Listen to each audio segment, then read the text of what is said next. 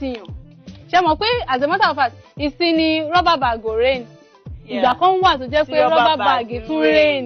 tó wọ́n mọ̀ pé àtójò bá bẹ̀rẹ̀ kò ní affect àwọn nǹkan tán kú sínú ẹ̀ bọ́n sì mi mọ̀dí tí kò ṣe tún jáde mọ́ tó mo ti ń bóyá torí pé ìlú le ọ̀pọ̀lọpọ̀ fẹ́ rajà wọlé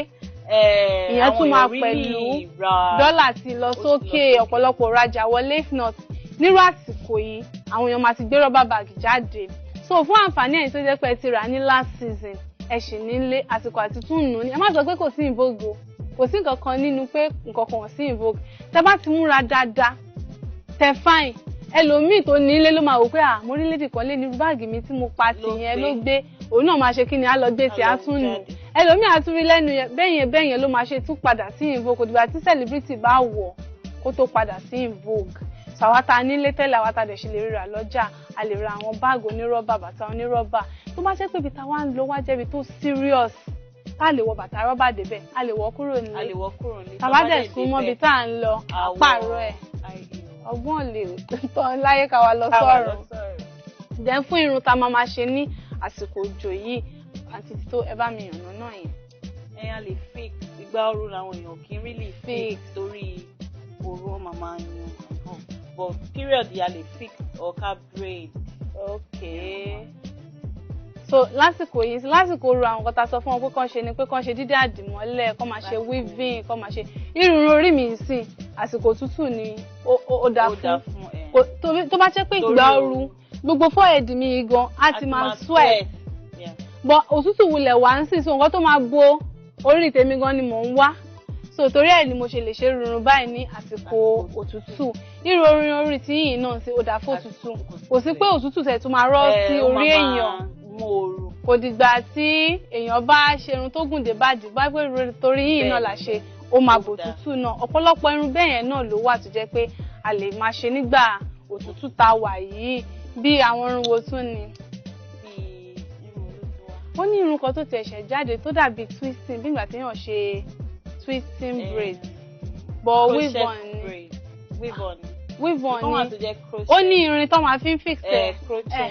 irun yẹn náà ó máa dúró mú agbárí wa dáadáa so irun ó máa ń pọ̀ so irú àsìkò yìí ó dáa then pé ká máa páàkì irun wa náà àsìkò tá a lè páàkì ẹni kò sí pé ó ń já lásìkò yìí àbí àǹtí tító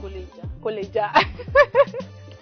ìyá ẹlẹ́jà ká jókè lọ́hùn tí a bá padà dé ètò Miliki Express ṣì ń tẹ̀síwájú à ń bọ̀.